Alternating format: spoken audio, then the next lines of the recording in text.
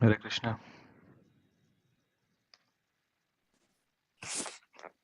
Hare Krishna, Prabhuji. Hare Krishna.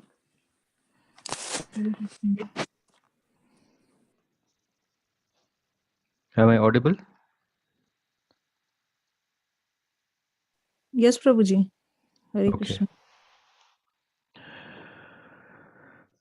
I think, reading part is done. So I think we can go into the, into Katha discussion.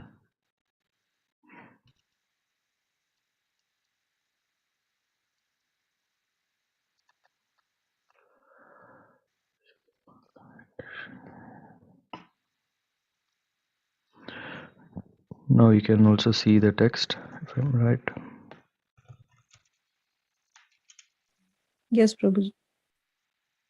Okay, we are ready. Om Namo Bhagavate Vasudevaya.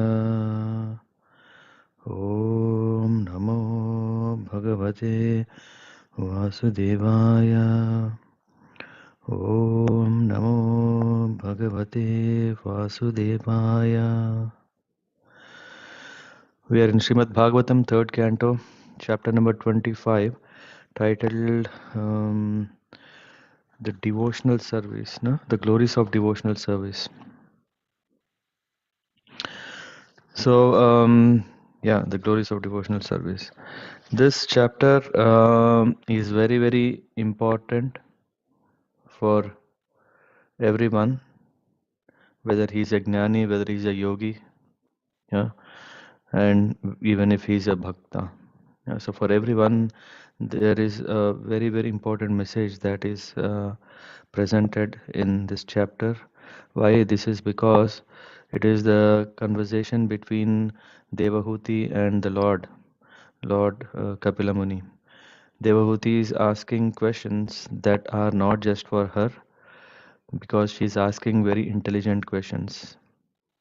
This is not just inquisitive, okay, tell me what I should do, but this is also thought through, that she's asking questions for others, like if someone is a gnani or someone is a yogi, what should be done so that he can attain the topmost uh, um, supreme result. Yeah. So I think last week we discussed till verse 30, and let's continue from 31, where we see that after hearing the statements of his mother, Kapila could understand her purpose, and he became compassionate towards her. The quality of a devotee, yeah, is not different from the qualities of the Lord. Yeah, a devotee, a Vaishnava, is always compassionate for the fallen conditioned souls. A devotee is ever eager to see every moment after moment, the opportunity how he can engage in engaging others in the service of the Lord. Of course, it is not that he's just doing that, nothing else. He is also serving the Lord. It is not that, okay, it is so nice just to put others, it's just no hard work. No, a devotee is doing a practical service. The practical service involves Vandanam, Archanam, Shravanam, Kirtanam. All these are very active services. In addition to that, what he is also doing is, out of compassion, he is serving the people in mass, yeah, so who are not aware of the glories of the Lord, who do not want to take to Krishna consciousness. So he is very compassionate. When the devotee himself is compassionate, the Lord is supremely compassionate, and out of the compassion to his mother, he is going to speak Sankhya philosophy. Hmm? And here we see Lord is said the senses are symbolic representation of the demigods. Did we discuss this last session?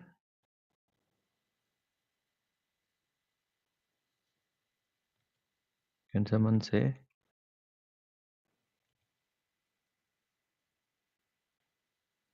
Anyway, there is no harm to revisit here. Yeah. So because there is also a very important point here. It's about the mind. Yeah. Mana. Yeah. So here it says Devanam Gunalinganam Anushravika Karmanam. Hmm. And in that connection here we see that Animitta word is very significant. Nimitta is, yeah, I'm not the main cause. I'm not Animitta. Animitta Bhagavati Bhakti Siddher Gariyasi. So this is very nice. Gariyasi to ascend, glory. Siddher to attain what? Bhakti. And what is that? Is very nicely described here. That the mind is the representative of the Supreme Personality of Godhead. Just the senses are representatives of the demigods. Uh, and what is the representative of the Supreme Lord is the mind. The mind's natural duty is to serve. This, yeah, is very, very evident. Yeah, if one is taking to Buddhism and trying to very forcefully stop everything, thinking of everything, and think that which does not exist, or think, I mean, there is nothing that does not exist, even void exists. But in that sense, thinking that nothing exists in that to meditate is also the mind is engaged in something. There is never ever a time where the mind is not doing anything. The mind's natural duty is to serve. That's why it cannot stay doing nothing. It cannot. Uh, we may think that this is a formula for happiness, this is formula for peace, this is formula, but of we may have 100 plans to keep mind calm, to keep mind not doing anything. That is absolutely not possible. Just like in Bhagavad Gita, Krishna is saying about that he can change the direction of the wind but cannot control the mind. We're not even talking about controlling the mind. We cannot imagine why, because here is the secret. The mind's natural duty is to serve. Because the mind's natural duty is to serve. Otherwise, there is we wouldn't have done anything. We would have simply became a stone or a thing or something that is not movable, not doing anything. Yeah, but we are electrified. Yeah, the spirit. Yeah, and this mind, the subtle body. What is it? Yeah, doing is engaging. Yeah, just not have. What is a consciousness if we cannot do anything? There is no need of such a consciousness. Just like a stone. Uh, what is the purpose if you give even a consciousness to it, but it cannot do anything? Yeah. But we, being on a tatastha shakti, the energy, yeah, then we having the subtle body, the mind is what it's doing is serve. When that service spirit is engaged in devotional service to the Supreme Personality of Godhead without any motive, that is far better than salvation. Of course, we will come to more um, hmm, yeah, about this salvation. Of course, in the purport, there is already some giving us what is that. It is stated in Vedic literature that demigods are different limbs of the universal body of the Supreme Personality of Godhead. Our senses are also controlled by different demigods. Our senses are representations of various demigods. That's why what we call is they are called adhikari. Where is that word? Adhikaris. Adhikari Devata, I think. If it's not here, it will come later.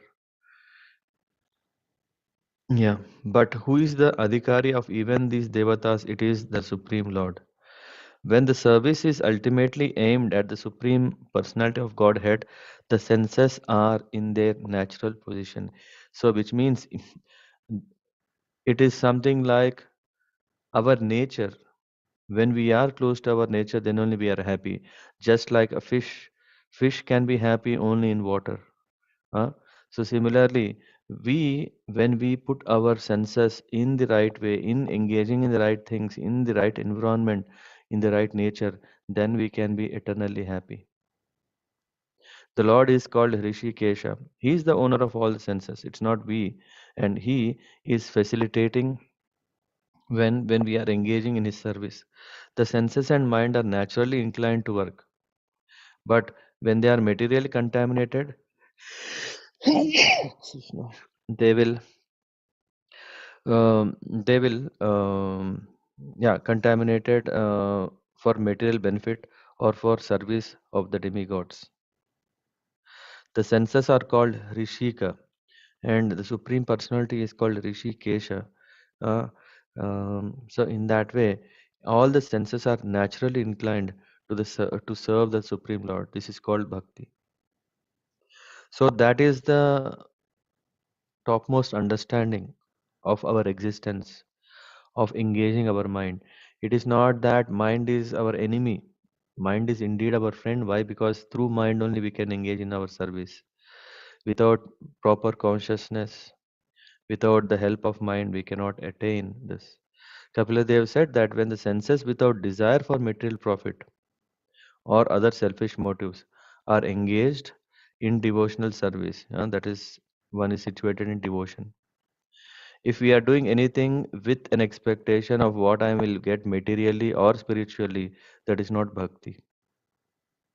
The spirit of service is far better than siddhi, which is called salvation. Bhakti, the inclination to serve the Lord, is in a transcendental position far better than mukti. We will talk about that. What does it mean? What is the term used for that? Thus, bhakti is the stage after liberation. If one attains liberation, uh, that is not the topmost.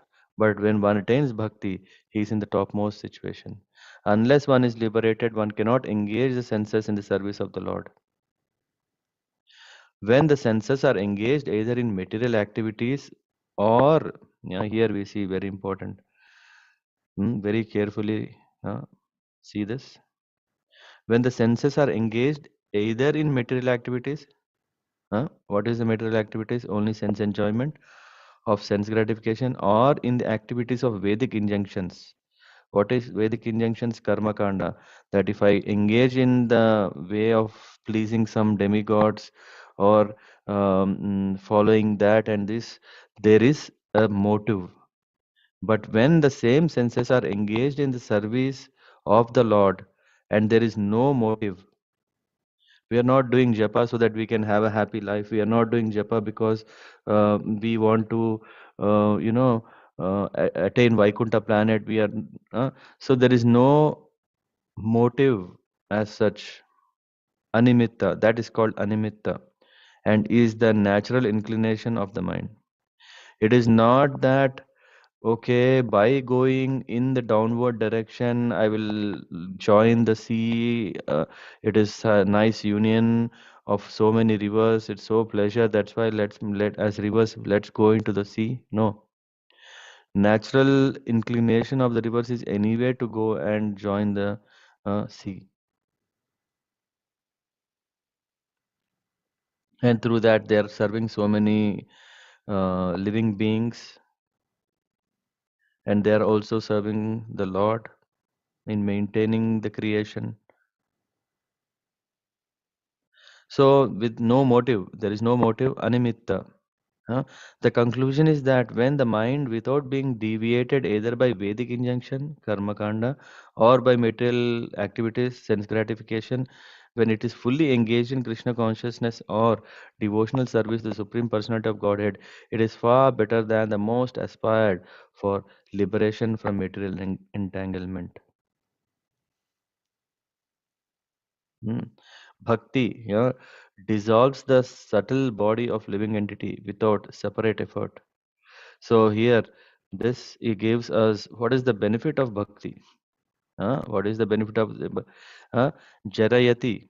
Jarayati asuya kosam mm, uh, nijirnam. Nijirnam analo yatha. Analo means fire. Yeah, just like fire is burning fire in the stomach, digest all that we eat. Similarly, bhakti can give us everything. There is no separate effort needed for liberation or moksha or mukti and all these things. Bhakti is in a far higher position than mukti. This mukti, what we see, is sometimes considered is the topmost, but it's not the topmost. Bhakti is the topmost because a person's endeavor to get liberation from material engagement is automatically served in devotional service. It is something like if someone want 50 euros and if you have 100 euros, yeah, this 50 euros is inside the 100 euros anyway. So if you attain bhakti, you have attained everything. The example is given here that the fire in the stomach can digest whatever we eat. If digestive power is sufficient, then whatever we can eat will be digested by the fire. Similarly, a devotee does not have to try separately to attain liberation. Uh, and here, great Vaishnavas taking uh, taking devotion, complete conviction in these words of Lord. Uh, Here, Sri Bilvamangal Thakur, he is saying that if I have unflinching devotion unto the lotus feet of the Supreme Lord, uh, then mukti or liberation serves me as my maid servant. What does this mean? Let me finish. Mukti, the maid servant, is always ready to do whatever I ask. So, mukti, we can have that in our control. Why? Because it favors the devotees. When we engage in devotional service, what is happening is we are so much detached that this detachment, uh, the mukti itself, will become our asset. Yeah, while practicing devotion, when one, so it means to say that it's not that the mukti is the topmost. It is just nothing when one attains unflinching devotional uh, service, devotion to the Lord. For a devotee, liberation is no problem at all. All of us, we want liberation, liberation, liberation. And what kind of liberation? Uh, the liberation that is granted for a bhakta is topmost. Liberation takes place without separate endeavor. Bhakti is therefore far better than mukti. Mukti is only if we see a building of 100 stories building, and mukti can be just maybe first floor or second floor. Just by attaining that, we cannot say we have attained everything. The impersonalists undergo severe penance and austerities to attain mukti because they think that the second floor is the 100th floor. But Bhakta, simply by engaging himself in the bhakti process, especially chanting Hare Krishna, Krishna Krishna, Hare Hare, Hare Rama, Hare Rama, Rama Rama, Hare Hare. What is happening is this most important thing, most disturbing thing that is under check. What is that? Control over tongue by engaging it in chanting and by accepting the remnants of foodstuffs offered to the personality of Godhead. As soon as the tongue is controlled, naturally all other senses are controlled automatically. The sense control is the perfection of yoga principle. And this is what everyone is aiming, right? To control senses, to control senses. But how to control senses? Yeah, it's not a patchwork we should do. We should find the root cause of it and address the root cause problem. And tongue is the root cause if we do not engage tongue nicely. And when we engage the tongue properly in the chanting of the names of the Lord and eating the prasadam, then the whole body is getting the result of it. So we see just like the stomach, when the food enters the stomach and digestion and whole body is energized and nourished. Similarly, what we give into the stomach, what we give into our mind, uh, this is controlled by the tongue. So when we engage our tongue properly, then what is happening? Kapila Deva is saying that bhakti is gariyasi, more glorious than siddhi.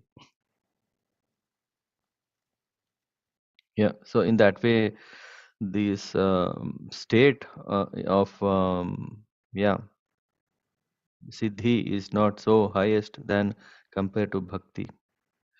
And then comes the next, a pure devotee who is attached to the activities of devotional service and who always engages in service of my lotus feet, never desire to become one with me. Now we come to what are the different types of liberations. Huh? Yeah, correct. Huh? Such a devotee who is unflinchingly engaged always glorifies my pastimes and activities. That's also here we see that. Uh, Ye an, Anyonyato Bhagavata Prasagnya. Prasagnya is to discuss. We have this elocution, right? Assembly. So what is saying is that a pure devotee, uh, he never desires to become one with me. This idea of even to become one with the Lord, which is the thought of merging in Brahma Jyoti, is itself not a great thing. Yeah, of course, and then there are five kinds of liberation stated in the scriptures. Yeah, in that the what do you call the lowest is called ekatma tam. Yeah, to become one with the Lord. Hmm. A devotee never a devotee never accepts this kind of liberation. Why? Because what is the purpose of becoming merging into the Lord? Huh? Ekatvam. Ekatmatam means to lose our identity, hmm, to lose our identity and joining the Brahma Jyoti. Yeah. In that there is no opportunity to serve the Lord, and devotee strictly avoids such a facility. It appears to be a great facility because in that stage there is no pain. In that stage there is no suffering of material conditioning. Uh, but that itself is not everything. It's not the Shanta Ras that devotee aspires. It is above them. Uh, other four kinds of salvations um, are referred, so are given in the connection of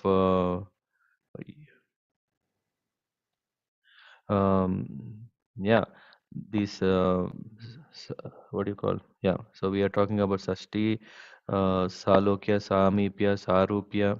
Yeah, uh, uh, but even these, which are happening, which are in the spiritual kingdom, a devotee is not even interested in these things. Yeah, Salokya means to reside in in the same spiritual planet as the Lord.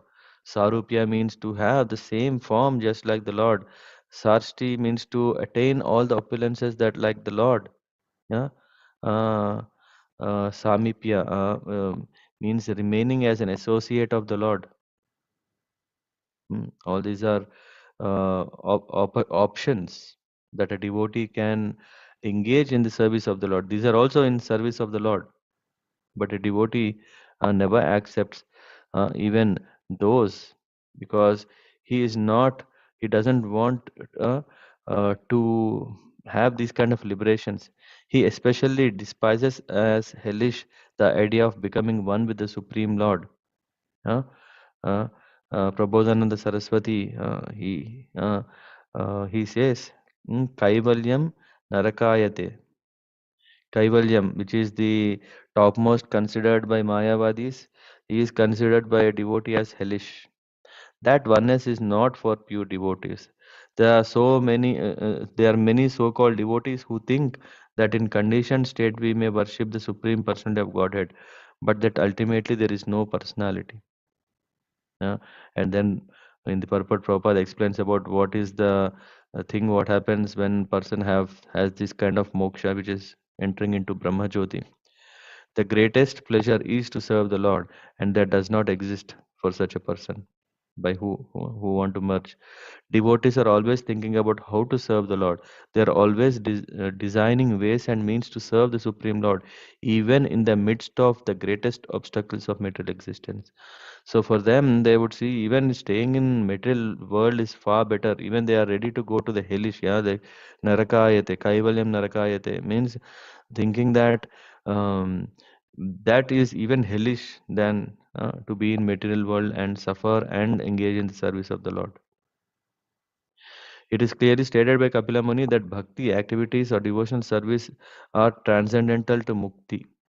Whatever the five muktis that we just said, liberations, uh, a devotee is not even looking for that. Not even kaivalyam and not all these things. This is called bhakti.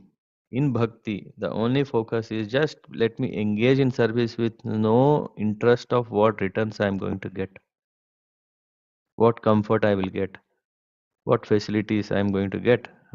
This is Panchama Purushartha. It's not Dharma, Artha, Kama, Moksha. These are nothing. This moksha, which is the mukti, right, is not ultimate uh, position, but it's bhakti.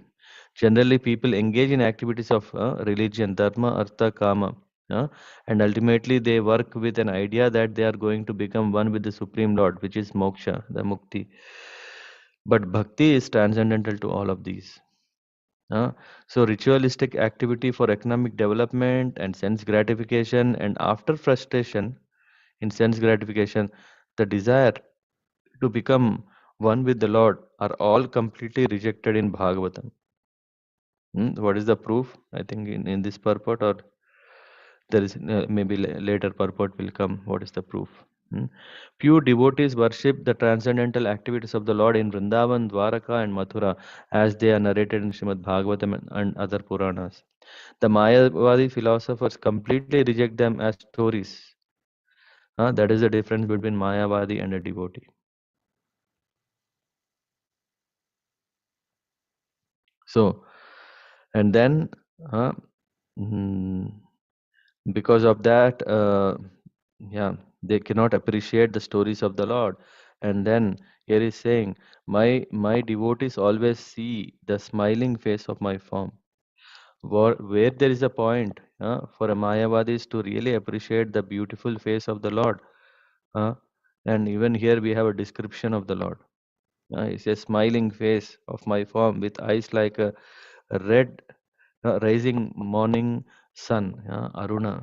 There is this. Yeah. Hmm. Prasanna Vaktraruna Lochanani. Yeah. So there is also description. Rupani Divyani Varapradani. Sakam Vacham Spruhaniyam Vadanti. So this is glorifying, explaining the form of the Lord.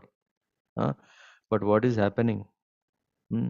What is happening is people do not, there is this so much importance given to Archa Vigraha.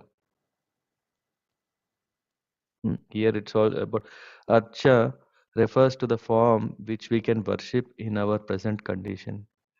So the Lord who is all merciful, why he is so merciful? Because when we cannot see him, he is arranging himself such a way that we can see him.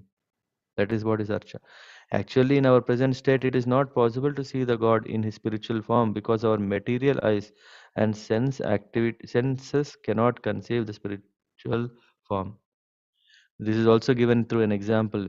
When a man dies, we cannot see how the spiritual form leaves the body. That is the defect of our material senses. In order to be seen by our material senses, the Lord accepts this Archa Vigraha form. Hmm? So, this Archa Vigraha, sometimes called Archa incarnation, is not different from him. He takes form made out of clay, wood, metal, and jewels. Uh, so, in that way, we understand that Lord, um, uh, indeed, He is manifesting in this form of Archa so that we can see Him and we can be blessed by just having the darshan of the Lord. Just by having the darshan of the Lord, we are so blessed. But one who does not accept the Archa Vigraha Paddhati or worshipping the Lord, uh, one who says, how can God be inside the stone? Uh, there are some who says that Lord is all over, all pervading. He is present in every atom and etc. But when that Lord is present in this Archa Vigraha, they do not want to accept. According to their own theory, everything is God. Then why is the deity not God? Is the question. As soon as they see the Lord in his different forms, the devotee become saturated with love. For they do not find any difference between the Lord and his form in the temple. Huh? So the smiling face of the deity in the temple is beheld by the devotees as transcendental and spiritual, and the decoration of the body of the Lord is very much appreciated by the devotees. It is the duty of the spiritual master to teach how to decorate the deity in the temple, how to cleanse the temple, how to worship the deity. This is Archana, yeah, the process of Archana, which is as per uh, Pancharatrik, Narada Pancharatrik, Vidhi. Yeah, they are different procedures. Of course, there are also agamas through which also one can worship the Lord. There are different procedures and rules and regulations which are followed in the temple of Vishnu, and devotees go there and see the deity Vigraha and spiritually enjoy the form because all of the deities are benevolent. The devotees express their minds before the deities, and there is also, mm, yeah, that will come later. But one must be very elevated devotee in order to be able to talk, to speak with the Supreme Lord. The devotees expresses their mind before the deity. Yeah, so when we approach the Lord, we offer our gratitude. We seek His blessings. We seek His uh, help in advancing our Krishna consciousness. And then there are high class devotees who converse with the Lord. Yeah, as like we see Kanchi Purna. Yeah, in Srirangam, he talks to the Lord, and Lord talks to him. And now it is approved way, so so why don't we do, and we can also talk to the Lord. uh, so here it says that these exchanges of feelings between deity and devotee are not understandable by atheists, but actually devotees enjoy them. But one has to come to a very high level, elevated. It happens very elevated devotees, uh, only after that, in order to be able to speak with the Supreme Lord. So in that way, uh, then in this purport, yeah, Prabhupada is mentioning what are the three kinds of devotees are there, and what he's saying that upon seeing the charming form of the Lord, smiling and attractive, and hearing his very pleasing words, the pure devotee almost loses all other consciousness. His senses are freed from all other engagements and he becomes absorbed in devotional service. This is what it should happen when we are hearing to Krishna Katha, when we are hearing to Hari Katha. Yeah, this is what.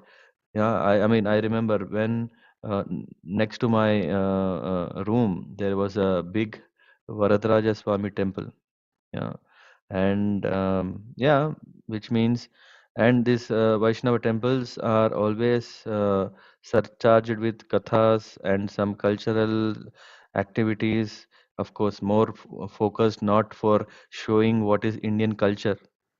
It is more showing what is the greatness of the Lord, and how as a sadhaka we can, by following this culture, we can attain uh, bhakti. Yeah. So yeah, what we used to do is sit on the top portico on the roof, and then we used to enjoy, relish the harikatha that is going on, and yeah, this doesn't stop so easily. Yeah, when it starts, we are getting tuned to it, and comes to a climax. We don't want to finish off with there. Yeah, we still want to hear more and more, and that is the beauty of devotional service. Yeah, and then it leads to, oh, Lord is so great because he has come to save Gajendra. Yes, so it's so nice that he came to a rescue of Draupadi. When we hear all this, then what is happening? Yes, devotional service is the um, thing that one should engage ourselves. And this verse, yeah, Kapila Muni is saying that his senses are freed from all other engagements. What is the proof? When we hear to Katha, we forget about our hunger. We, if we are really focused, we forget about any other things that are happening that needs our attention. It is such an addiction, such an intoxication to hear the Katha of the Lord that we forget everything. Yeah, we just want to hear again and again and again. And then what is happening out of that? And he becomes absorbed in devotional service. Thus, in spite of his unwillingness, we we have so many challenges that we don't want to we are not able to, or we are not directly embracing devotion. If it is coming, if there is some benefit, we are just calculating, am I getting or not getting? With so much calculations, what we do is we are practicing bhakti. Yeah, sometimes unwillingly. Oh, should I really do this? If I do this, so much pain for me. If I do that, am I losing my own happiness? What happens to my people? How will they think? What will they do? So many things we put, and unwillingly sometimes, yeah, because of pressure, because Krishna still wants to tease us by engaging in his service. And so we go to practice bhakti unwillingly, to do japa, to chant 16 rounds. He said, are we doing willingly or unwillingly? Yeah. Thus, in spite of his unwillingness, he attains liberation without separate endeavor. So, even if we are unwillingly practicing bhakti, whatever we thought, oh, relief from all this suffering and everything is automatically granted. This is what here it says. When one is trained to become conscious of his position, he understands that he is the servitor of the Lord. Mm. And here there is this word mentioned here. The word vilasa is very important. Vilasa refers to the activities or pastimes of the Lord. So it is prescribed. It is a prescribed duty in temple worship that not only should one visit the temple to see the deity nicely decorated. Yeah, when we go to the temple, it's not just okay. Oh, what outfit is today? What color it is? How is the mukut kept? And and but what it is, yeah, why we go to temple is at the same time he should hear the recitation of Śrīmad-Bhāgavatam, Bhagavad Gita, or similar literature which is regularly recited in the temple. Yeah, Prabhupada has established such a nice thing that morning, it's not just the welcoming deity welcoming at 7:15, but there is also this Guru Puja and Bhagavatam. We take shelter of the Guru so that we can understand Bhagavatam. It is the system in Vrindavan that in every temple there is recitation of Shastras.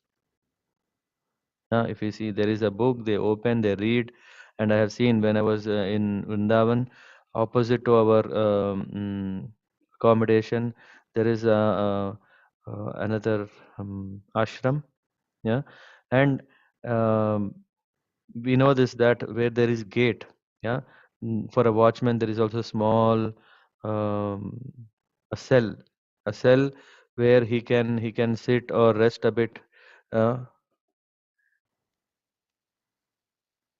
um, Rupa Adirasa Prabhu is calling, check what he wants. Sorry. Can you hear me? Yeah, yeah. Okay. Yeah, so where I am, yeah, so in this cell, of course, what is there? Yeah, of course, the watchman has to be very vigilant that no trespassers get in to the ashram or a complex. But what was happening is that really I liked, and yeah, maybe one fortunate day, if I can also engage in that, that there was a katha going on constantly. What is happening in that small cell where it's very literally very difficult to sleep or say, there is a table, And what is happening on the table? There is a very big Ramcharitmanas, and the very old, yeah, aged person, yeah, I don't know whether he is going to see who is coming in or out, but he is so much engaged in reading. That katha was going not just from morning till evening or only evenings, that was going 24/7. Yeah, in that way, how many times he would have read that? Yeah, that is the culture that is in Vrindavan. That is a culture where it's spiritually surcharged, that everyone is engaged in uh, reading and relishing and understanding the value of devotion. It is the system in Vrindavan that every temple has this, yeah, and the temples are surcharged, that a third class person also, even if he is walking, even if he is attentive or inattentive, yeah, his ears are always getting some spiritual touch, yeah, that he keeps hearing. Yeah, even third class devotees who have no literary knowledge or no time to read Śrīmad-Bhāgavatam or Bhagavad Gita get the opportunity to hear about the pastimes of the Lord. And one fine day, yeah, though this was not an active or attentive hearing, one fine day there will be that he will think, oh, I have been hearing so long, but what am I hearing? Let me hear carefully, and that moment will be his lifetime turning point. Yeah, this state of consciousness is a liberated state.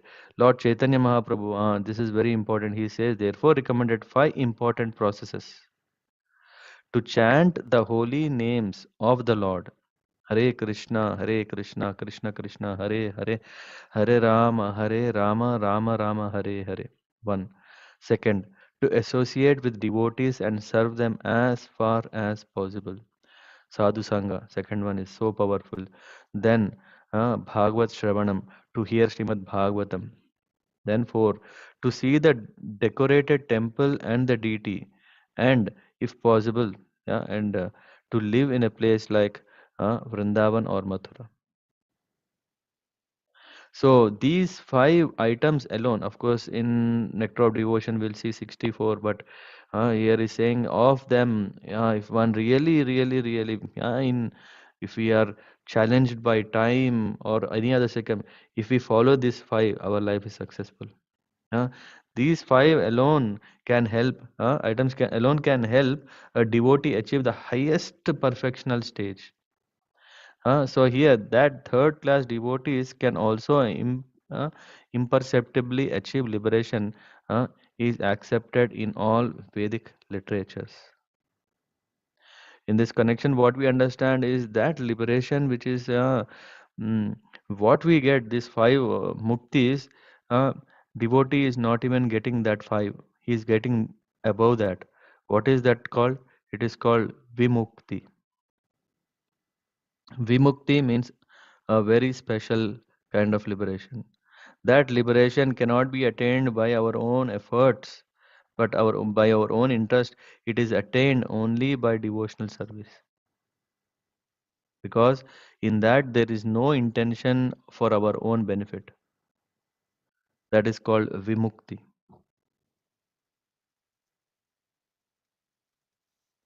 Yeah, sorry.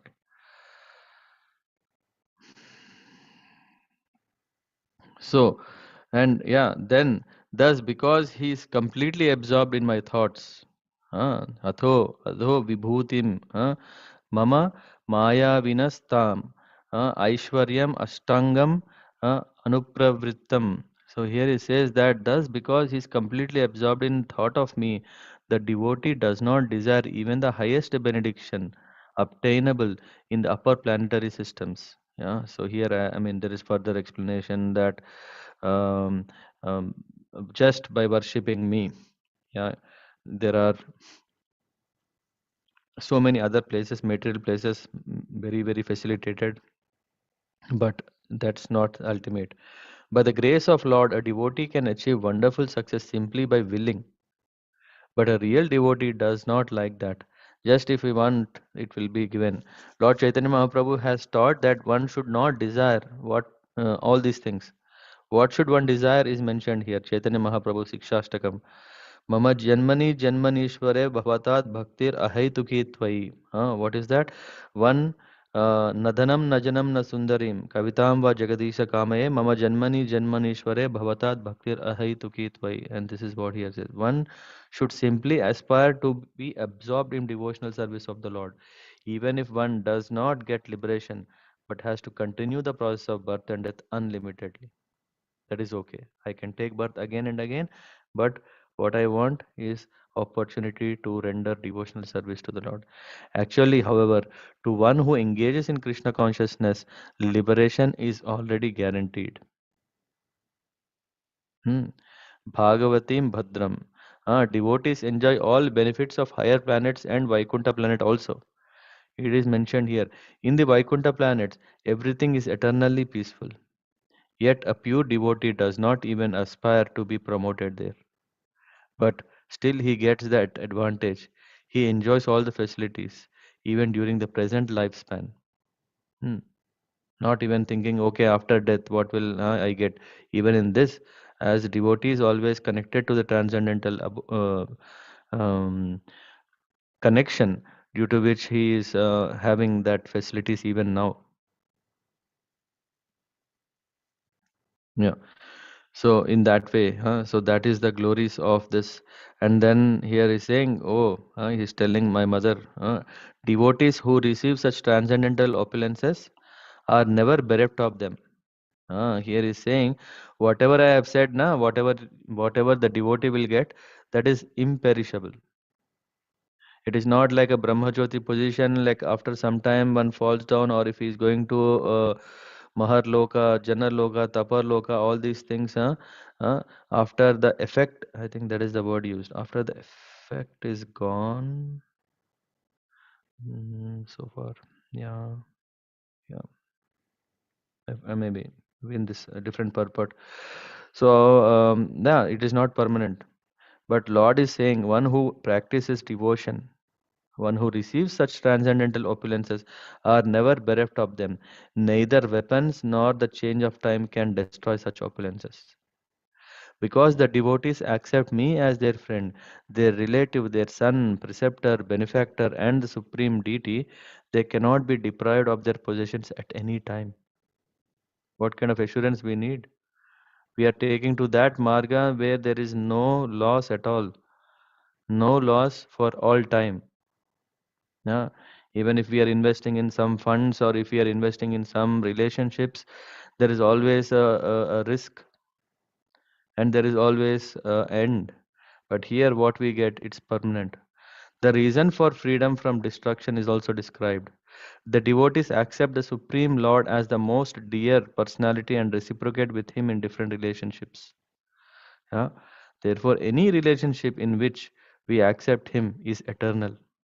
It is clearly confirmed herein that the relationships cannot be destroyed, and therefore the opulences of those relationships are never destroyed. Huh? So the permanent relation one can have is only with the Supreme Lord, and that's why even yeah, assets also are permanent.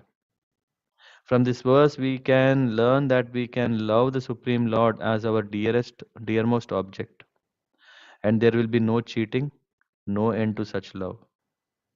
We should eternally enjoy the relationship with the Supreme Lord in different aspects. Ah, a special feature of this verse is the acceptance of the Supreme Lord as Supreme Preceptor. Hmm? What is a preceptor? I forgot. Hmm. Preceptor, one who guards, I think.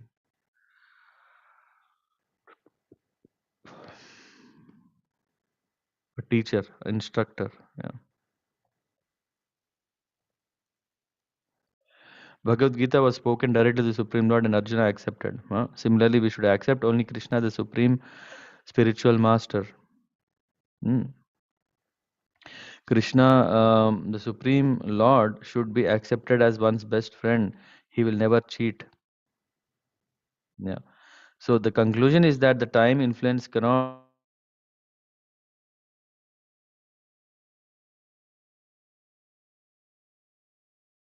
never destroyed. Therefore, we should always enjoy the Supreme Lord in different aspects.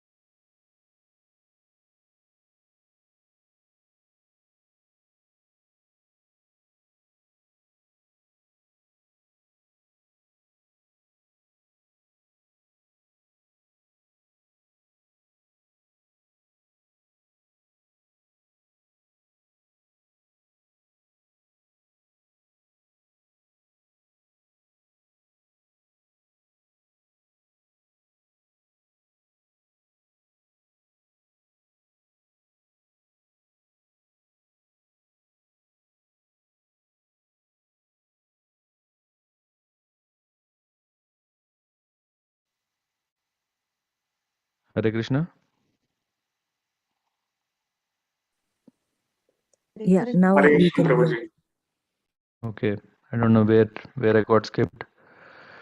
Verse number 38. You were with me. The last line of the last verse, Prabhuji. That. Okay, the last line of last verse. Yeah, then we can move into this one. So imam lokam tathaivamum atmanam ubhayayam. So here it says atmanam anuye cheha. This is all speaking about Vaidhi sadhana bhakti now. Until before previous verses, na, they were telling about if one is completely not interested in anything and who is engaging in that. I think that's very very far, very um, um, mm, on an elevated platform. So here is saying, thus the devotee who worships me uh, in unflinching devotional service gives up all aspirations to be promoted to heavenly planets or to become happy in this world with wealth, children, cattle, home, or anything in relationship with the Lord. This is about dharma, artha, kama, moksha. I take him to the other side of birth and death. Huh? We want this, right? What is that? We want the Lord's grace so that we can move from this material world which is suffering to a better place where there is only permanent eternal happiness. Huh. So here, this is what he says. How liberation is perceptibly achieved by a pure devotee are explained here. Hmm. This is very nicely said. If I am in the mode of goodness, then I may be preparing for promotion to higher planets. If I am in mode of passion, then I shall remain here in a society where activity is very prominent. And if I am in mode of ignorance, I may be degraded to animal life or lower grade of human life. But for a devotee, there is no concern of this life or the next because in any life he does not desire elevation in material prosperity or high grade or low grade life. He prays to the Lord, my dear Lord, it does not matter where I am born, but let me be born even as an ant in the house of a devotee. A pure devotee does not pray to the Lord for liberation from this material bondage. Actually, the pure devotee never thinks that he is fit for liberation. Considering his past life and his mischievous activities, he thinks that he is fit to be sent to the lowest region of hell. Hmm? So, if in this life I am trying to become a devotee, this does not mean that in my many past lives I was 100% pious. That is not possible. A devotee is therefore always conscious of his real position. For my misdeeds, may I be born again and again. But my only prayer is that I may, can you hear me? I may not forget your service. A pure devotee is not anxious to elevate himself in his next birth. He has already given up the sort of hope. In any life in which he is born, which one is born as a householder or even as an animal, one must have some children, some resources, or some possessions. But a devotee is not anxious to possess anything. Mm. So, in that way, uh, in that way, a devotee is always thinking himself very low. After quitting his body, he does not go into the womb of another mother. Huh? The ordinary common living entity after death is transferred to the womb of another mother, huh? According to his karma or activities to take another type of body. But as far as the devotee is concerned, he is at once transferred to the spiritual world in the association of the Lord. That is the Lord's special mercy. How it is possible is explained in following verses. Yeah, in the next verses, there is explanation about it. But this is very important that here is saying Lord is telling that if you take to my devotion, there is no loss, and only you get is ultimate benefit. Yeah, and then this verse number 41. Yeah, 41 is telling The terrible fear of birth and death can never be forsaken by anyone who resorts to any shelter other than myself. Now, Lord is saying that, okay, we always have this fear of birth and death, right? Oh, birth and death and suffering and all these things are there. Uh, Only devotees will not have that. Here it says, "For I am the Almighty Lord, the original source of all creation, and also the supreme soul of all souls." That's why, if one takes shelter to me, then that fear of birth and death can be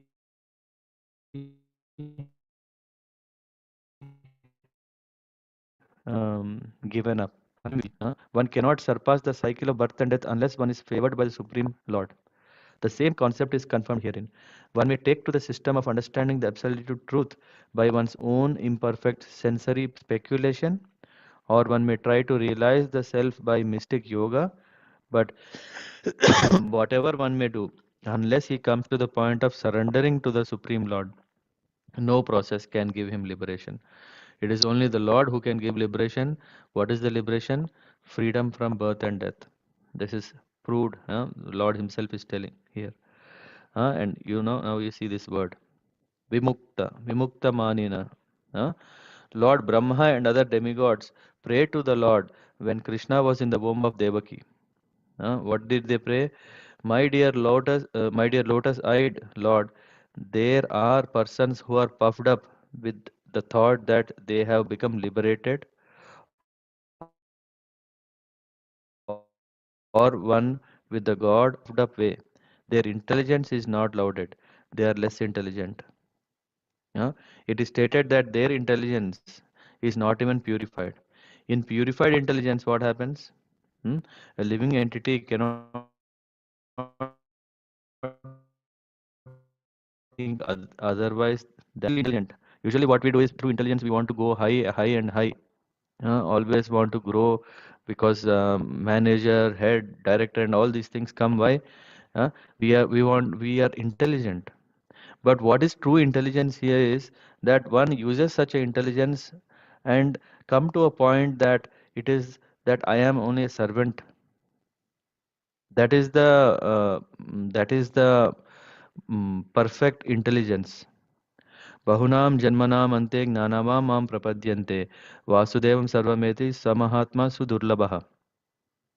After many, many births, one who is actually advanced in intelligence surrender unto the Supreme Lord. That is the topmost. Without the surrendering process, one cannot achieve liberation. So in that way, uh, did it come in this purport? No. Yeah, I think maybe I missed that. If you see, bhakti is the topmost. What is the proof?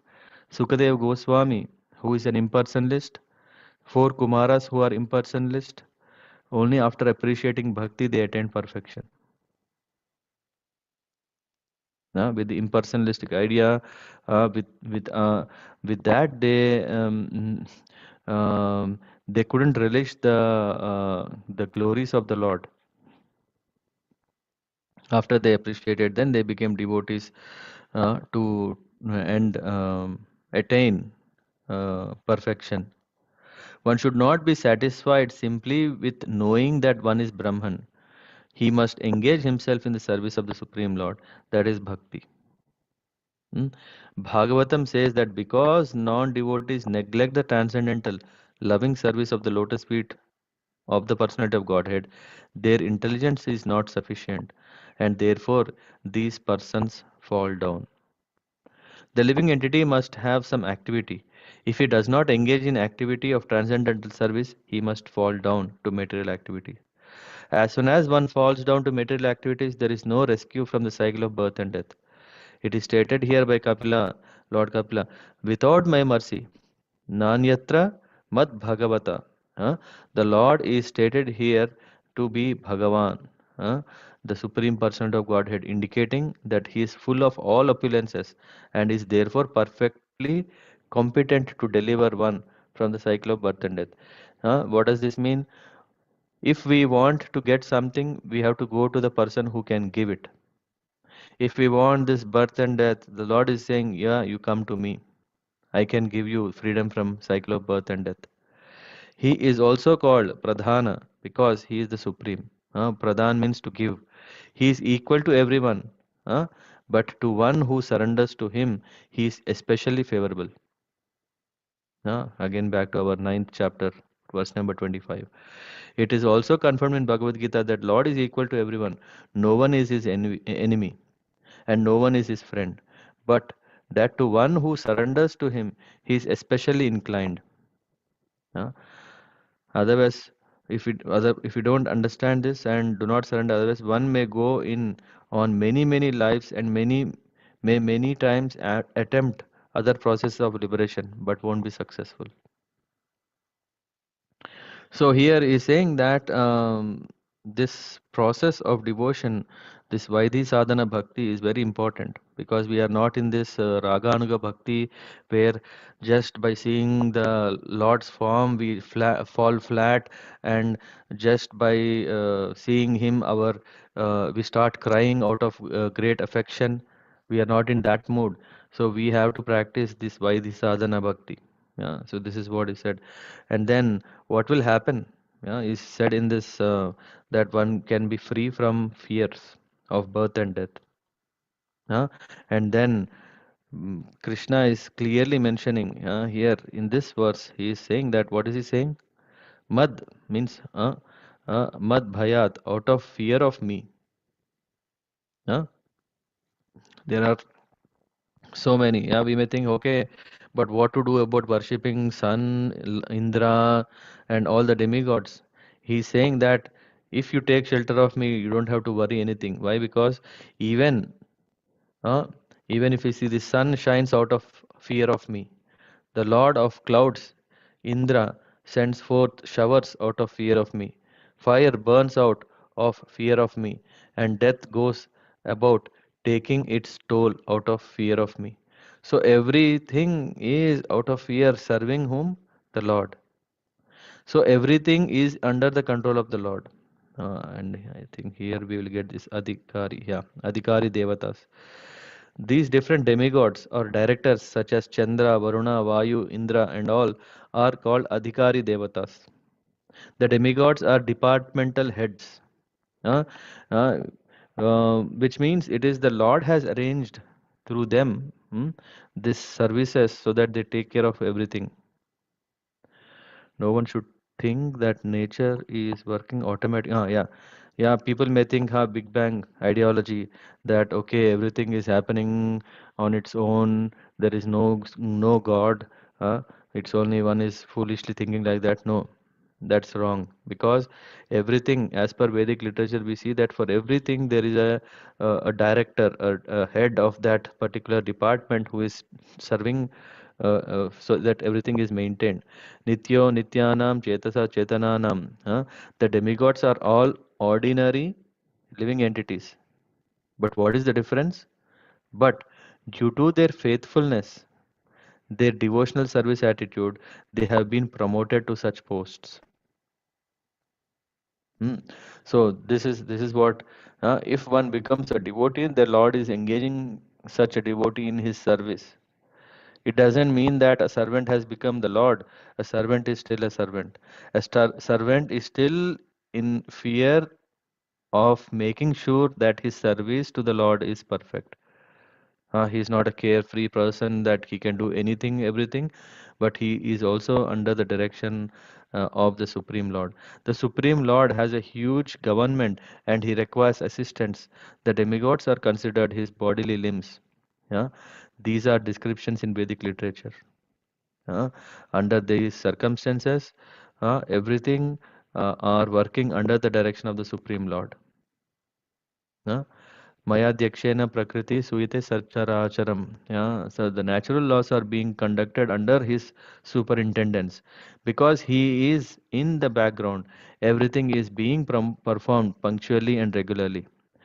If it was a man-made thing, yeah, it's a gone case. Yeah, doesn't matter how perfect a railway network system be or a traffic system be. If a man-made thing is there, There is always it's prone to flaws, and it's always detours and repairs, and all things are keep on going on. Yeah, but because this is by the Lord, so everything is happening perfectly. So one who has taken shelter of the Supreme Personality of Godhead is completely protected from all other influences. He no longer serves or is obliged to do anyone obliged to anyone else. So this is understanding that one may think that okay, there are gods, demigods. No, Lord is saying if I am served, then there is no need to serve anyone. Of course, he is not disobedient to anyone, but his full power of thought is absorbed in the service of the Lord. The statements by the Supreme Personality of Godhead Kapila that under his direction the air is blowing, the fire is burning, the sun is giving heat are not sentimental. These are real. Yeah, in this verse it says, Bhishasmad Vata Pavate Bishodeti Suryaha. By fear of the Supreme Lord, the wind god, the sun god are acting. Yeah. So these are the statements from the Vedas which are also supporting this verse that everything is in control. Huh? So if at all we want to offer our service, if we at all we want to practice devotion, we don't have to fear, if I don't serve Indra, what will happen? If I don't serve Chandra, what will happen? Huh? Everything is taken care. If we simply approach the Lord, just like if we water the root of the tree, then the whole tree is nourished. So in that way. And then in this next verse, here is saying that one can attain perfection. Mm, Yeah, what kind of perfection? Here we see jnana vairagya yuktena. This is very important. Bhakti yogena yogina. This verse hmm, is telling about what kind of people. hmm, The yogis equipped with transcendental knowledge, with his jnanis, and renunciation with his yogis, and engaged in devotional service. It is not just by acquiring knowledge, and it is not just acquiring detachment, no, but after that, engaging in devotional service for their eternal benefit. Take shelter of my lotus feet. So, even Gnani and Yogi ultimately, what they do is they engage in the service of the Lord to attain perfection. And since I am the Lord, they are thus eligible to enter into the kingdom of Godhead without fear. So here it is said that yuktena bhakti yogena, one who actually wants to be liberated from entanglement of this material world and go back to Godhead is actually a mystic yogi. The word explicitly used here is yuktena bhakti yogena. Huh? Those yogis or mystics who engage in devotional service are the first class yogis. The first class yogis, hmm, as described in Bhagavad Gita, are those who are constantly thinking of the Lord. Manmana bhava madbhaktya. So, always constantly thinking about me. These yogis are not without knowledge and renunciation. Hmm? To become a bhakti yogi means to automatically attain knowledge and renunciation. So Krishna is saying, just like in Bhagavad Gita is saying, I have told everything that you need to know, which means a devotee is knowing everything. It's not that he is working on a sentimental platform. He knows. In the process of serving the Lord, whatever he is knowing, that itself is perfection of that knowledge. In Bhagavatam, first canto, second chapter, it is also confirmed that one who engages in devotional service of Vasudeva, Krishna, has complete transcendental knowledge and renunciation. Through the process of bhakti, what we are doing, we are keeping Krishna in the front, not we in the front. We are keeping Krishna in the front, that everything, whatever I have, whatever I want to do, I want to do it to you. In that way, when we are doing, we are detaching from our own material desires. So detachment is already there in this process. And what is that knowledge? We know, okay, Krishna likes this. Krishna has spent wonderful leelas in these so and so tirthas, and once when we go there, we get benefit. So all this knowledge is also coming. What is required for us? In that way, a devotee has the knowledge as well as detachment that usually are. Uh, the goal and results of a yogi and a what is that? Uh, Jnanis, yeah. And here is saying, Ahaituki, without reason they come. Even if a person is completely illiterate, the transcendental knowledge of scriptures is revealed unto him simply because of his engagement in devotional service. So the devotees who practice Krishna consciousness, uh, uh, if you see maybe their background is showing that they have not studied in their schools or anything, it doesn't matter. They are super intelligent, highly qualified, very knowledgeable because the Lord is giving what one lacks. Here is the if there is a lack of knowledge and renunciation, it is to be understood that one is not in full devotional service. The conclusion is that one cannot be sure of entrance into spiritual realm. huh? But if one is surrendering to the Lord, then he gets everything. The surrendered souls are called akuto bhaya. huh? They are doubtless and fearless, and their entrance into the spiritual kingdom is guaranteed. And I think the last verse is about the greatest benefit. What is the greatest benefit one gets? Therefore, persons whose minds are fixed on the on the Lord, engaged in the intensive practice. I think there is this Tivrena. No. Yeah, Tivrena Bhakti Yogena. Tivrena Bhakti Yogena Manomay Arpitam Sthiram. Steady and always. That is the only means for attaining full perfection of life. Manomay Arpitam. uh, that we give our mind attached to him are significant. One should fix his mind on the lotus feet of Krishna or his incarnation. To be fixed steadily in that freedom is the way of liberation. So yeah, yesterday I think, or we were coming across that these rules and regulations are actually, these rules are for freedom. It is not that by rules now we are losing freedom. By having these regulative principles, no meat eating, no illicit sex, no intoxication of drinking alcohol or any other intoxicating material, and no gambling. Yeah?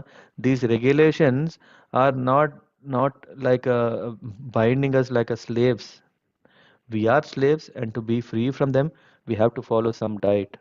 Ambarish Maharaj is an example. He fixed his mind on the lotus feet of the Lord. He spoke only on the pastimes of the Lord. He smelled only the flowers and tulsi offered to the Lord. He walked only to the temple of the Lord. He engaged his hands in cleansing the temple. He engaged his tongue in tasting the food stuff offered to the Lord. And he engaged his ears for hearing the great pastimes of the Lord. In that way, all his senses were engaged. And first of all, the mind should be engaged at the lotus feet of the Lord, very steadily, sthiram, yeah, and naturally. Because the mind is the master of the senses, when mind is engaged, all the senses become engaged. That is Bhakti Yoga. Chanchalam hi manasa Krishna. The mind is always agitated. Arjuna is saying, the best course is to fix the mind on the lotus feet of the Lord. Manomai arpitam sthiram. If one seriously engages in Krishna consciousness, that is the highest perfectional stage. All Krishna conscious activities are on the highest perfectional level of human life. Thank you very much. Hare Krishna. If anyone would like to enhance the katha or have any questions, comments. Hare Krishna, Prabhuji. Yes. Prabhuji, I have two questions. Mhm. We often associate our identities with our material bodies in this material world, right? Mhm. So, what happens to our identity when the soul leaves the material body? What happens to our Identity. For example, a great devotee's soul has left his body and it reached higher planets like Vaikuntha planets. Mhm. I mean, does the Lord still reference it using the same identity, like the name of the devotee, or his real identity will be revealed when he enters. Okay. Yeah, there is this nice pastime of Gopakumar. Yeah, in the Brihad Naradiya. No, so what is it called? Brihad Bhagavatam. Yeah, correct. Yeah, in Brihad Bhagavatam, there we see that there is one boy, yeah, who starts checking who am I, and then he goes through all the places, and finally he comes to the abode of Krishna, and then his identity is revealed that he is Gopakumar, who is Krishna's associate in Sakhyaras. Oh, okay, Prabhuji. Okay. Yeah. Thank you, Prabhuji. I have another question. Brahmajyoti means spiritual sky, right, Prabhuji? Yeah, it is the effulgence of the Lord. Yeah. So, how is it possible that a devotee can fall down from Brahmajyoti also? I think there are some references in this chapter, right? Mm-hmm. Yeah. Yeah, because this concept of, I mean, ideally, what impersonalists or Mayavadis think that is, after I merge into the Lord, I become union and I become one with the Lord. Yeah. But even in there is this misunderstanding by becoming one with the Lord. Yeah, they're not actually doing that. What is happening is when we want to sacrifice our identity, thinking that is the topmost, what we are doing is we are not we are not getting union with the Lord, but only with His effulgence. Okay, Yeah, Prabhu. so it is not that one is becoming a union with the Lord. That can never happen. But because they are in this effulgence, they think that they are already in union with the Lord, which is anyway not the true knowledge, right? It's not the true. So that's why they fall down, because that is not permanent, the position, because there is no taste. It is just like a patient who is whose tongue lost the taste. He how long he can be in that state? He really want to take all kinds of medicines and again. Uh, because he knows that this is not, oh, somehow I got stuck here. It is sometimes happens in our life. Yeah, someone very difficultly he is attending all the interviews and cleared all the interviews, and finally when he sits in the job, he thinks this is not my job. I don't like it, and that's why he want to move out. Hmm? Yeah, okay, It is Prabhuji. because of lack of knowledge that is not what I'm looking. That realization makes us not to be there. Yeah, then they can fall from the spiritual sky Yeah, to the material. yeah. Thank you, Prabhuji. Yeah, it is something like you're son of a very rich person, where everything is provided to you. Huh? You think that you don't need them. Hmm? Just in case of Siddhartha, right? In case of Gautam Buddha, he had everything, but he didn't wanted, he didn't like, he didn't need. Yeah. So that's how, because when you are not given the opportunity to serve, right? So you won't be appreciating whatever is given to you.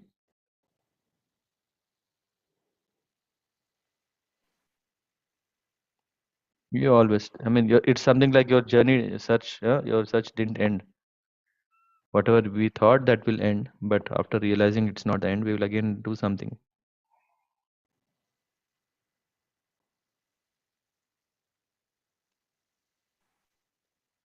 Yeah. Did it answer your question? Yes, Prabhuji. Did Yeah. Hare Mhm. Krishna. Thank you. Hare Krishna.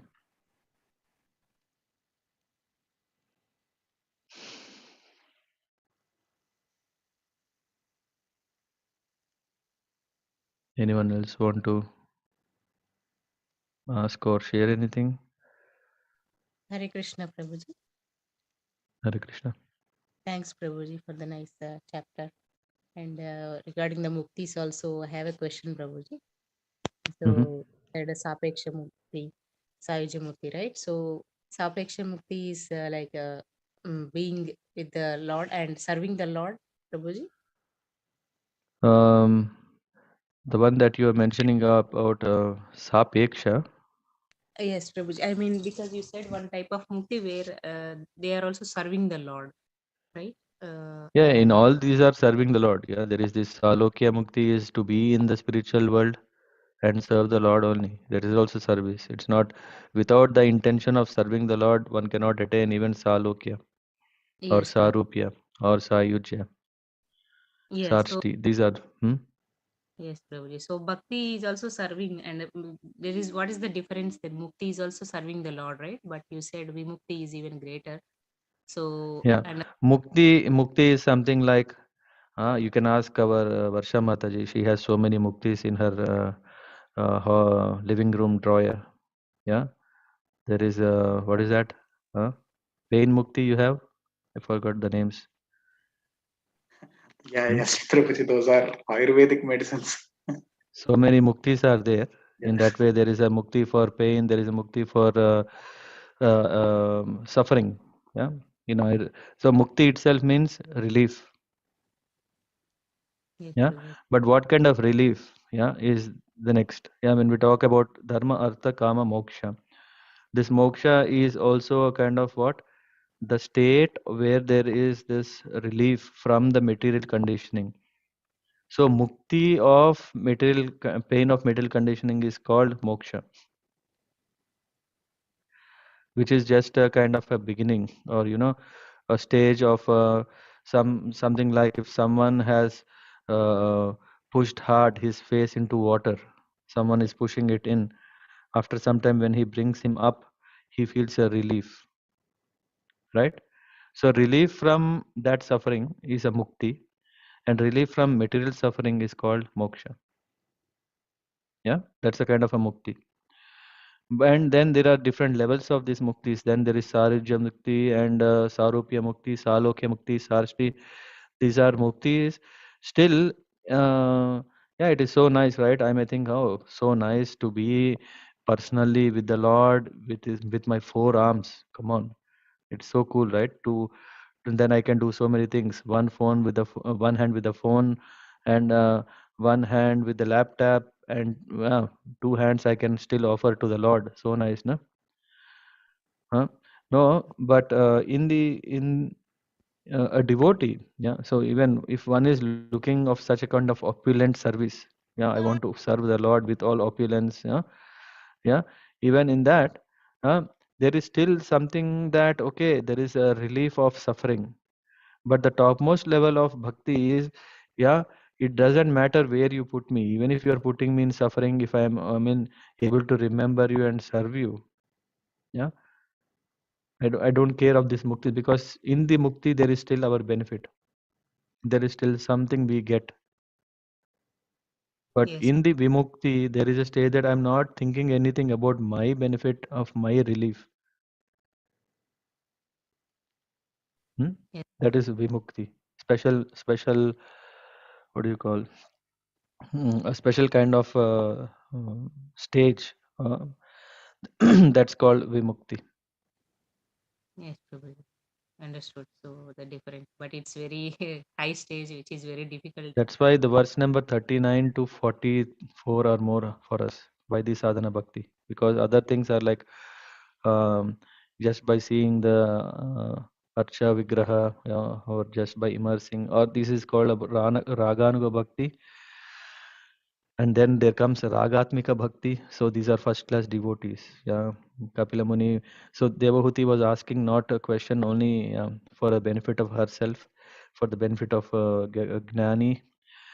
They are called Bhakti Mishrama Gnanis. And then there is Yogi Mishrama, no, Bhakti Mishrama Yogis. Yeah, which means there is some bhakti they do, but the intention is more to become a perfect yogi or to become a perfect jnani. But Kapila Muni is saying that when you become a devotee, everything, yeah, you have an all-inclusive package. Yeah, just like when right? In Europe, it is very common if you go anywhere to a hotel or to a vacation, uh, there are options like, do you want a all-inclusive package? Yeah, we want it, right? So that everything is there, whether we use or not, We don't care. What do you say, Dipali Mataji? We always want an all-inclusive package, so that we don't have to again think about it, do something.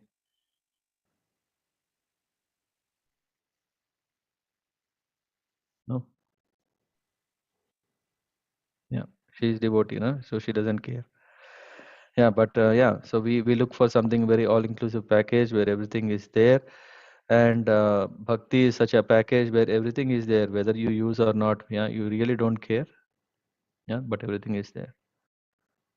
Yes, Prabhuji. So Prahlad Maharaj asked at the end for mukti only, right? First, because he's already in a high stage. Uh, so Hmm. he asked for mukti, right? No, he didn't ask for mukti. He said that let me stay here so that I can suffer. Yeah, he asked for not for himself. He asked for the benefit of everyone. Let all, let all, there may be no sinful people. Yeah, please raise your mercy upon all of them. Okay. Yes, Yeah, Prabhuji. Right. Thank you, Prabhuji, for clarifying. Hare Krishna. yeah. Hare Krishna. Anyway, Narsimha Katha will very soon start. We are not that far. We'll know more again.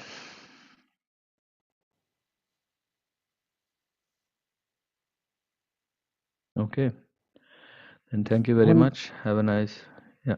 Sagar Prabhu. sorry, Guruji, one small question. Mhm. This was lingering when I was reading a few months back as well. In one of those lokas, it says, or purport, it says that sun god, wind god, they all operate with fear Yeah, from Supreme Lord. I couldn't understand why they had to operate with yeah, fear. yeah. So fear we can see in two ways. Yeah, one is that obedience. When we obedience means also there is sense of fear. Okay, yeah, to be I should be very careful in what I'm doing. That is also fear. Yeah, when I'm rendering service to someone, if I don't have this quality of fear, I can be careless and do whatever I want. So to be very careful is that fear, that word fear that's referred. It is not that Lord is punishing them. Hey, yeah, if you don't do your job, I'll burn to ashes. No, it's not like Lord is doing that. What Lord is doing, he is engaging his devotees in his service. And when Lord is so compassionate for non-devotees also, so he will also be more compassionate towards his devotees, right? So that's why we see what happens to Indra um, when he is. We know this Govardhan Leela. Hmm? We know, and we know this. What is that? Where Brahma Vimochana Leela. So in that way we see where the demigods sometimes, yeah, because we are also devotees, and when we are doing some services, we make mistakes, and sometimes we are carried away with our own anarthas. Sometimes we are proud of our own role in the society. Oh, now I am a president of a temple. I can do that. I can do this. I can misuse. I expect all respect to me. Sometimes what happens, yeah, because devotees also sometimes are carried away by the drawbacks that we have. But this sense of fear that, oh, Lord is, I am not independent. I am not the enjoyer. I am not the master. Yeah, the sense of fear that I am a subordinate and servant. That is what is referred here. Okay. Yeah, Yeah. Thanks, Guruji. because without fear we won't do. We are free spirits, right? Without fear, we आज नहीं कल करेंगे. We'll do it tomorrow. I don't care. Yeah, there is no effect of. There is no one to watch out. There is no one to punish me, or there is no one to correct me. I am the only master. Means then we do so many things.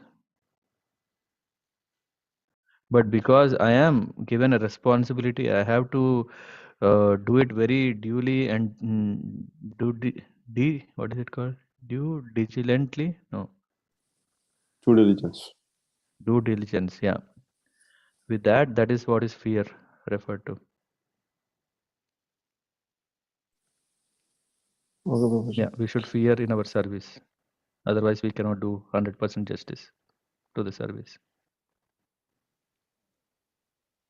Yeah, because we are serving a person. Yeah, if we are pleasing the person or not, that fear if we don't have, then we don't serve the person properly. Mhm. Okay. Yeah. Thank you. Yeah, thanks. Nice question. So your lingering is gone, I think now. Yeah. Yeah. More questions. More questions will come. Yeah. Okay, then thank you very much. Vanchakalpatarabhyascha kripa sindhubhya cha patitanam pavanebhyo vaishnavebhyo namo namaha. Grandaraj Śrīmad-Bhāgavatam ki jai. Srila Prabhupada ki jai. Hare Krishna. By the way, I wanted to say, please read the purports. Yeah, I mean, Sagar Prabhu, nice that you read everyone, so that because I am not able to cover everything. In spite of 3 sessions on the same chapter, we still didn't go deep enough. Yeah, so I don't know if someone have already read through. It's very nice. Otherwise, spend some time reading through the purport. Now we have finished the chapter. You get, because every chapter coming next 8 chapters are like that, 8 to 9 chapters. So if we are thorough in this, we can keep gaining more from the next chapters. Hare Krishna.